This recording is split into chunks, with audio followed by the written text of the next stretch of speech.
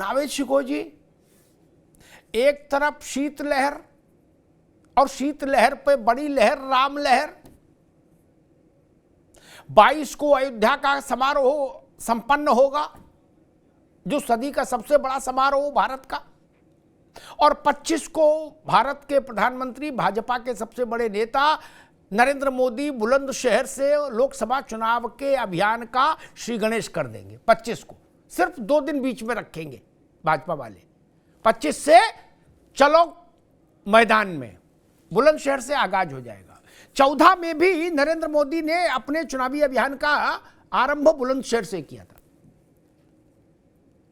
30 जनवरी तक सारे office functional हो जाएंगे बीजेपी के, ऐसा बताया जा रहा। दूसरी तरफ विपक्ष है, बहन जी ने अपना खटोला अलग कर ही लिया कि पंचों की राय सिर माथे, खटोला यही बिछेगा क्या।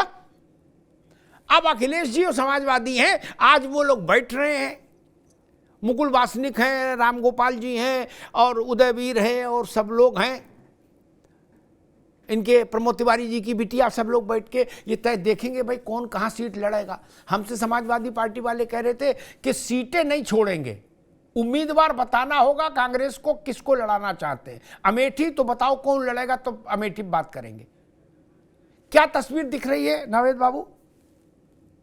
सर, चुनाव बहुत बड़ा है, लोकसभा चुनाव बहुत बड़ा चुनाव होता है और दिन बहुत कम बचे हैं, 100 दिनों से भी कम दिन बचे हैं। तैयारियों के लिए बहुत समय चाहिए होता है और 2 धड़े जो सामने हैं, एनडीए और इंडिया गठबंधन, इसमें इस बात में कोई सच्चाई नहीं कि भारतीय जनता पार्टी बहुत तेजी से अपनी तैयारियों में जुट चुकी है, जमीन पे उतर चुकी है, अपना माहौल पैदा कर चुकी है, सारी चीजें तय हो गई हैं, उनके घटक दल उनके साथ में है, उनके खिलाफ कोई बगावत की कोई भी जरा सी भी चूं की आवाज नहीं आ रही है। इधर इंडिया गठबंधन अभी तय ही नहीं कर पाया है कि हमारे साथ कौन है, किसको क्या कितनी सीटें मिलेंगी, कौन कोऑर्डिनेट करेगा, उत्तर प्रदेश में क्या स्थिति होगी। लगातार पहले 5 राज्यों के चुनाव की बात कांग्रेस ने कही और कांग्रेस कहीं ना कहीं इंडिया गठबंधन से अलग होके अपने चुनावी तैयारियों में लगी रही। उसके बाद वो हार गए। उसके बाद में फिर एक इंतजार था, जो बहुप्रतीक्षित इंतजार था, वो ये कि बहन जी हमारे साथ आ जाएंगी। अंतिम डेडलाइन थी 15 जनवरी, कहा जा रहा था कि वो अपने जन्मदिन के दिन शायद घोषणा कर ले इंडिया गठबंधन के साथ आने की, लेकिन वहां भी मनाही हो गई और एक बहुत ही खतरनाक संकेत मिल गए कि ये त्रिशंकु चुनाव जो होगा वो इंडिया गठबंधन के लिए घातक हो सकता है, क्योंकि जाहिर सी बात है मायावती अलग चुनाव लड़ेंगी तो इंडिया गठबंधन का जो वोटर है वो बिखर जाएगा। ऐसी स्थिति में आज की तारीख में इंडिया गठबंधन अपने प्रत्याशी तय नहीं कर पा रहा है, लगातार डिस्प्यूट सामने आ रहा है। वो जमीन पर कैसे तैयारी कर उतरेगा, कब उतरेगा, अभी तक ये तय नहीं है। दूसरी तरफ पूरे देश में राममय माहौल पैदा कर दिया गया है या पैदा हो गया है हर तरफ। अभी मैं लखनऊ से आ रहा था, लखनऊ में 2 ऐसे चौराहे मिले जहां राम यात्राएं निकल रही थी और लोग उत्साह से जुड़े हुए थे। यात्रा निकालने वाले जो लोग थे वो तो अलग थे, जो पब्लिक में लोग थे वो भी उसमें शामिल हो रहे थे और बहुत ज्यादा भावुक थे, बहुत ज्यादा जुड़े हुए। तो ये एक सबसे बड़ा हथियार है भारतीय जनता पार्टी का। वो अपनी चुनावी तैयारियों में भी पूरे तरीके से ठीक है नावेद बाबू। दूसरी तरफ राममय माहौल जो है उनको ऊर्जा दे रहा है। तो जाहिर सी बात है ये पक्ष आपका बिल्कुल मैं मानने को तैयार हूं कि विपक्ष कहीं ना कहीं चुनावी तैयारियों में पिछड़ा हुआ है, सुस्त है, पिछड़ गया है और सत्ता पक्ष जो है वो बहुत तेजी से आगे बढ़ रहा है। जी ठीक बात है। ये तो कार्यक्रम तब के मैंने बताए राज भाई, जब 10 करोड़ घर का मतलब हुआ 50 करोड़ लोग। एक घर में हम भारत में 5 आदमी माने जाते हैं। 50 करोड़ लोगों के यहाँ 10 करोड़ घरों में जब पीले चावल और रामलला के मंदिर का चित्र पहुंचा दिया, उसके बाद के कार्यक्रम बताएं। भारत में इससे बड़ा कोई जनसंपर्क जन अभियान कभी हुआ हो तो कोई विद्वान मुझे बताए कि जहां 50 करोड़ से ज्यादा लोगों को स्पर्श किया गया हो। राज शर्मा जी, अभी आपका मसला यही नहीं निपट पा रहा है कौन कितनी सीटें लड़ेगा। राम राम कह के तो बैठक 2 बार टलने के बाद अब आज शुरुआत हो रही है। उसमें भी कहा जा रहा है कांग्रेस 2009 का वो लेके आ रही है आंकड़ा, सफाई कह रहे कि ना 19 की बात करो, 22 की बात करो। राज्य हाँ, ऐसा है, सारी सीट सही से बढ़ जाएंगी और जो हमारा विपक्ष का इंडिया गठबंधन है मुझे बस एक चीज की बड़ी दिक्कत है और दुख भी है कि हर जो भी हो, ज्यादातर मीडिया हमारे गठबंधन की तो बात कर रहे हैं कि सीट्स पे कौन किसको मिलेगा, कांग्रेस को क्या मिलेगा, ऐसे नहीं मिलेगा। लेकिन आप एनडीए गठबंधन की भी तो चर्चा करें। उनका क्या है? मुझे तो ये लगता है कि अनुप्रिया पटेल लड़ रही हैं उनसे सीट मांगने में। सब लड़ रहे हैं, राजभर साहब मांग रहे हैं। राजभर साहब चाहते हैं मेरे बेटे को लड़ा दिया जाए, और योगी जी कहते हैं उनके बेटे को नहीं लड़ाना है। तो इनकी भी चर्चा होनी चाहिए। चलिए खैर, अब आपने कहा कि अभी सुखवा साहब कह रहे थे, और बड़े सम्मानित हैं मेरे लिए, मैं विनम्र तरीके से कहता हूं कि आप कह रहे थे कि पूरा देश राममय हो गया। ये क्या नई बात है? क्या आज ही राममय हुआ? राममय तो तब था जब देश आजाद हुआ था, तब से राममय था। लेकिन आज लेकिन जो आस्था थी राम की, अब आस्था राम की आस्था पे चर्चा नहीं हो रही है। अब चर्चा हो रही है राजनीतिकरण की। राजनीति की जो आस्था बढ़ गई है। मैं हमेशा देख रहा हूं भारतीय जनता पार्टी, पूरा देश नहीं उमड़ रहा है, पूरा देश पंडित जी ये भी देख रहा है कि ये जो मुहूर्त है ये गलत तरीके से कराया जा रहा है। आज मेरी ही चर्चा हो रही थी तो भारतीय जनता पार्टी का अच्छे कद्दावर नेता कह रहे, अरे शंकराचार्य को कौन पूछता है, इनका हमारे देश में योगदान क्या है। मैंने कुछ नहीं बोला, सिर्फ हाथ जोड़ लिए। ठीक है राजू, आप ही जानो। ठीक है, मगर ये देश के लिए घातक होगा। ठीक है राज भाई, अभी रुकना होगा, सबको बहस में ले आए। अभी रुक जाओ। अयोध्या पर आज बहुत चर्चा नहीं करूंगा, काफी बहसें कर चुका, आगे भी करूंगा, आज नहीं करूंगा।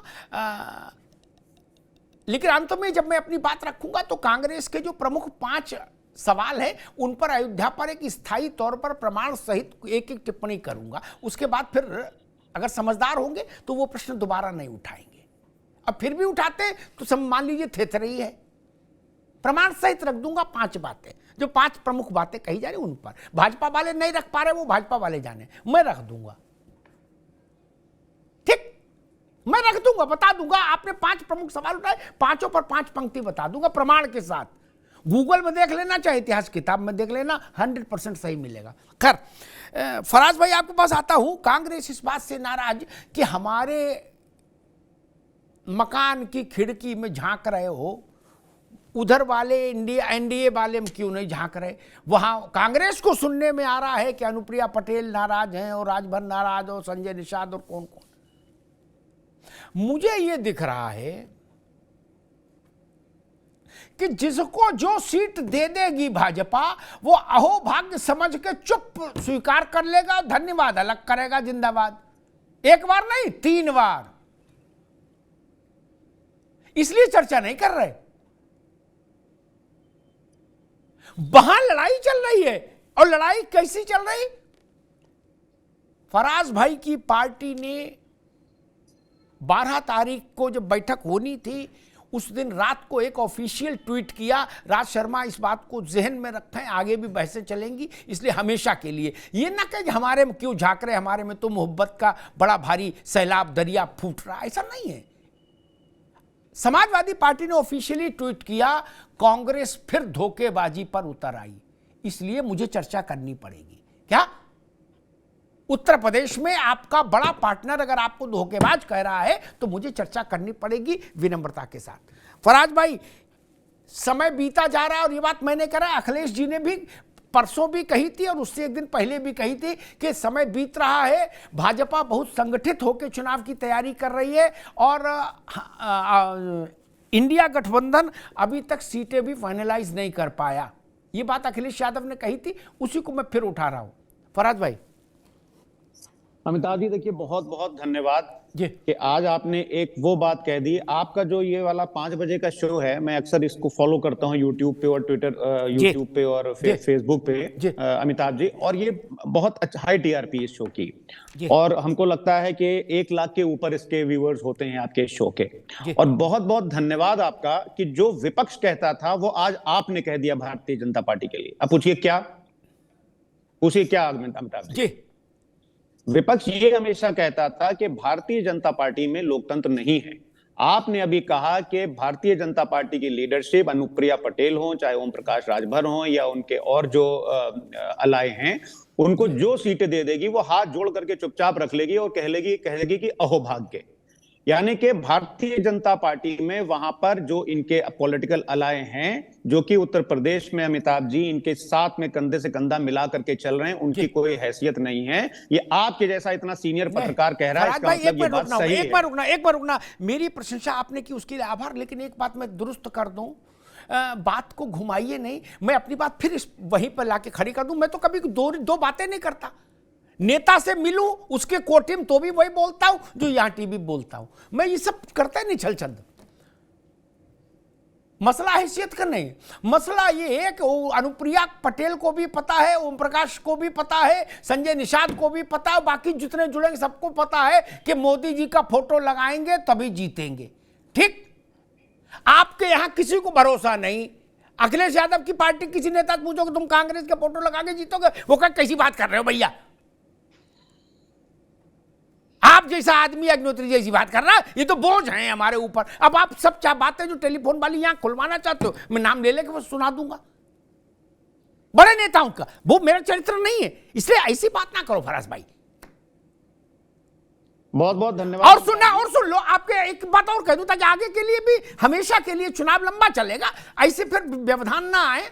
एक दौर यही फराज भाई, इतिहास के विद्यार्थियों को पता होगा, आप सबको भी अच्छा लगेगा जान के, जो स्थिति ये 70 के दशक में इंदिरा गांधी की थी ना, क्या वही स्थिति नरेंद्र मोदी की है। उनका चेहरा फोटो लगा के आदमी जीत जाता था। ठीक, और जब 35 सांसद या कितने 33 सांसद जिता के मुलायम सिंह लाए थे यूपी में, तो जो उनकी स्थिति थी, क्या उसके बाद तो आप लोगों की नहीं बनी, ना कांग्रेस की बनी, अब मोदी की है। इसलिए उनके साथ जो लोग हैं उनको उन पे भरोसा है। ठीक, आपके यहां भरोसा नहीं है, एक दूसरे को अपना झोला बचाना मुश्किल है एक दूसरे से, क्या कि झोला ना खींच ले जाए, इधर आंख लगी उधर झोला साफ पार। फराज भाई, अमिताभ जी देखिए, ये जहां तक रही बात भरोसे की, तो भरोसे का थर्मामीटर तो मेरे पास नहीं है, हो सकता है आपको कहीं से कोई रिसर्च मिली हो। खैर, आपने आज मेरे दो काम बहुत आसान फिर से कर दिए अमिताभ जी।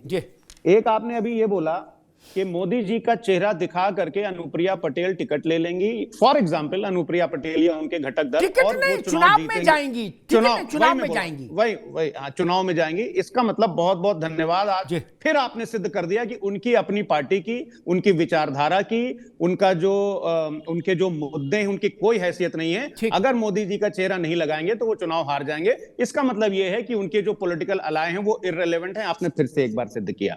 दूसरा, आपने कहा कि आपको लाभ नहीं होगा फराज बाबू, वो रिलेवेंट हो इररिलेवेंट हो, उससे आपको क्या लाभ होगा? मैं आपकी आप कन्नौज जीतोगे तो चंदन लगेगा, आप आजमगढ़ जीतोगे तो चंदन, कहां भटक रहे हो बाबू? अमिताभ जी, मैं आपकी बात को इंडोर्स कर रहा हूं, और मैं आपकी दूसरी बात को भी चुनाव हार जाओगे तो अनुप्रिया का क्या होगा, इससे क्या फर्क पड़ता है? मैं आपकी बात को इंडोर्स कर रहा हूं और आपकी दूसरी बात को भी इंडोर्स करने जा रहा हूं अमिताभ जी। ठीक फराज, आप तो मेरे बड़े फेवरेट पत्रकार हैं, इसलिए मैं आपकी दूसरी बात को भी इंडोर्स करने जा रहा हूं। आपने कहा कि 1970 के दशक में इंदिरा गांधी की जो हैसियत थी वही आज मोदी जी की हैसियत है। मैं इसमें एक बात और जोड़ देता हूं कि 1970 के दशक में जिस तरह से घोषित आपातकाल था, उसी तरह से आज की तारीख में मोदी जी के शासनकाल में अभी रुकना होगा फराज किदवई को, अभी रुकना होगा। आपकी दोनों बातों से रुक जाइए। मेरी बात उतनी ही जितनी मैं बोलूं, उसके बाद जोड़ा घटाना अपना अपना करो और उसकी जिम्मेदारी खुद लो। ठीक, मैंने जितना कहना था कह दिया, और जितना मैं बोल देता हूं उस पर मैं 3 दिन बहस करने की सामर्थ्य रखता हूं, 1 घंटा नहीं, 3 दिन बिना गूगल देके बहस करने की सामर्थ्य रखता हूं। ठीक, उतना ही बोलो जितना आप लोग झेल पाओ, बाकी ठीक है। मैं समाजवादी पार्टी को, ये जो बैरागी संप्रदाय में दीक्षित हो गए हैं ये लोग, बीतरागी संप्रदाय में, मैं इनको धन्यवाद देता हूं। बीतरागी मैंने क्यों कहा नावेद बाबू, इसलिए कहा हम आजमगढ़ हार जाएं कोई चिंता नहीं, रामपुर हार जाएं कोई चिंता नहीं, क्या 3 सीट बचे कोई चिंता नहीं, अनुप्रिया पटेल का क्या होगा हम इसमें दिमाग लगाएंगे, और ओम प्रकाश राजभर का क्या होगा। मेरी शुभकामनाएं, क्या आप ओम प्रकाश राजभर नहीं, अरुण राजभर के भविष्य पर भी चिंतन मंथन करते रहो, लेकिन ये ना सोचना कि रामपुर कैसे जीते दोबारा, स्वार टांडा कैसे जीते, बताओ। स्वार टांडा हार जाओ, गुड्डू जमाली से कैसे निपटे ये मत सोचना, ये चिंतन करना कि संजय निषाद का क्या होगा। घोसी का भी जिक्र कर दिया, ऐसा न करे भैया, घोसी से देश चल रहा है। आजमगढ़ से कौन लड़ा था पता है ना आपको? अब मुझसे कहलवाओ नहीं, बुराई करा दोगे फराज की भाई। आजमगढ़ से कौन लड़ा था पता है ना? अरे सब पता है हमें, हमको तब फिर ऐसे कोई बात नहीं। परिवार हार जाए चुनाव, फिर कुछ बचता है क्या?